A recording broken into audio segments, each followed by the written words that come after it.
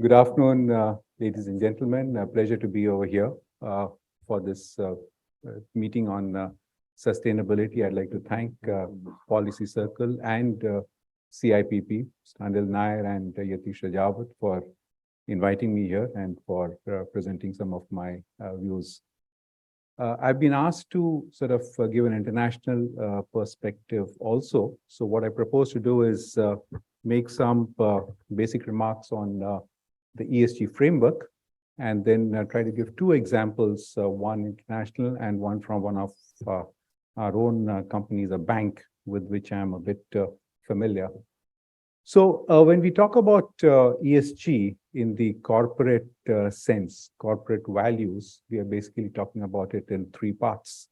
The first part, of course, is the energy consumed by the company, the waste discharged by it, and as to how it is affected by the environment.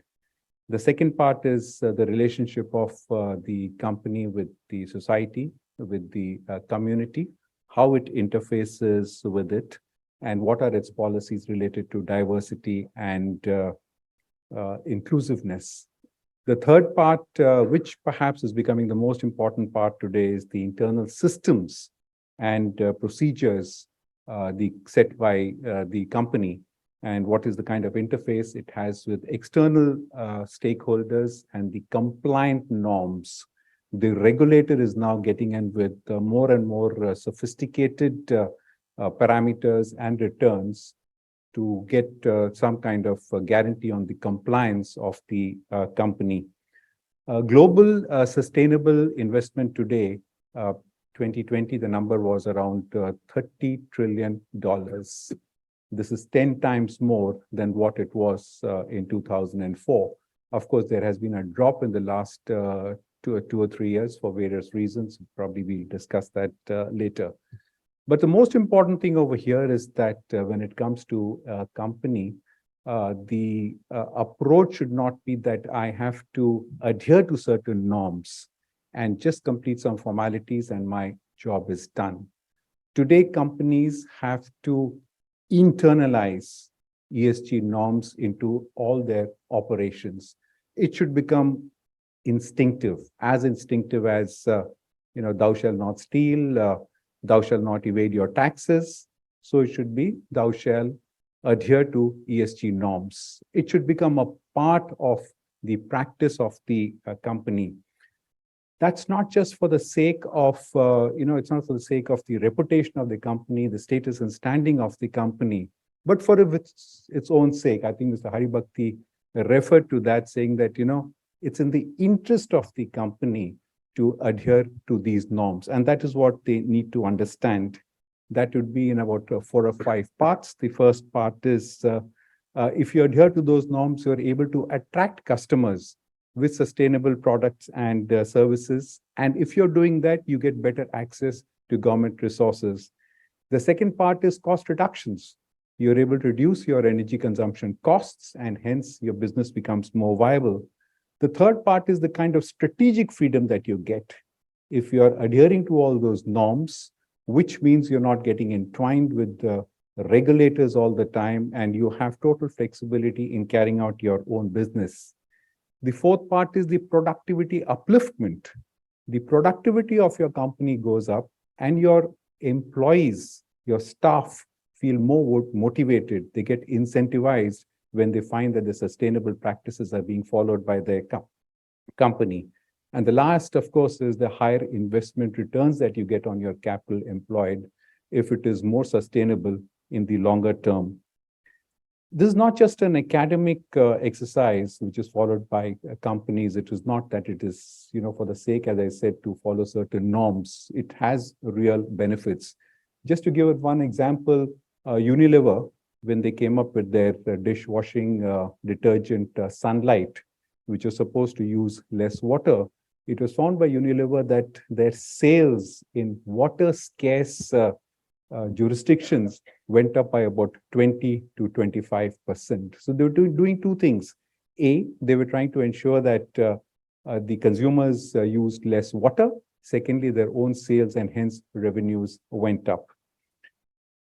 To give one instance of an international organization, it is a UN agency, the World Intellectual Property Organization, but its functioning is more corporate in nature because unlike other UN agencies, it is not dependent on contributions from member states. It generates 93% of its own resources indigenously because it administers certain treaties and runs certain registration systems. So which means that the WIPO, the World Intellectual Property Organization, doesn't really have to be too worried about the community and about its social obligations because it should be more closely aligned to what its clients want.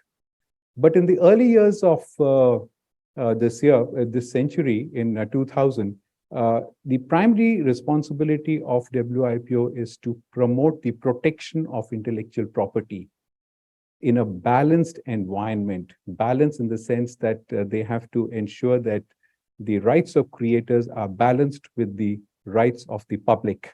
The moment that equilibrium is distorted, there are problems. So what was happening around 2000 and 2001 was that the perception being built up globally that the rights of the creators were getting an upper hand over the interests of the public. You heard about all the pharmaceutical companies making a lot of money as a result of which people suffering, the the AIDS crisis in South Africa and other places. So there was a movement which was started globally by member states, and after a negotiation period of 5 to 6 years, the WIPO came up with something called a development agenda, which marked a paradigm shift in the way the global community dealt with intellectual property. Now, what had happened in this was they came up with a set of 45 recommendations, which basically ensured that the development dimension was injected into every program and policy of WIPO. Technical cooperation, technology transfer, enforcement, norm setting, which is treaty building. If the interest of the public, if the interest of the society was not taken on account, then that process was not completed. Now, this again was a part of the Millennium Development Goals of the United Nations. As you all know, 8 Millennium Development Goals, certain objectives to be fulfilled by the year 2015 to remove poverty and other associated objectives. While that was going on, in 2015, when the United Nations took a review of what had happened in the last 15 years, they came up with a more comprehensive program, a very ambitious agenda called the Sustainable Development Goals, 17 parameters for removal of poverty, protection of the planet, and to ensure peace and prosperity. Now, what WIPO did over there was again changing with the times, again looking at the kind of governance practices they had to change in order to meet the needs of the community. They started a program on climate action. And how they did that was patent documents, as you all are aware, are perhaps the single most important repository on technical documentation, something like 55 million patent documents available today, store of technology with about 2 to 3 million being added every year. So they created a separate green technology repository, set up a marketplace.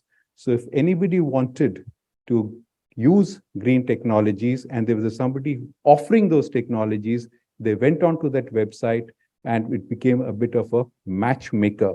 So WIPO ensuring that green technologies were very high on their agenda in order to meet with the challenges of the world.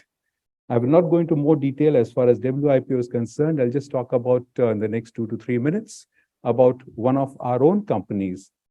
Sorry, a minute, I'll do it in 30 seconds. The State Bank of India.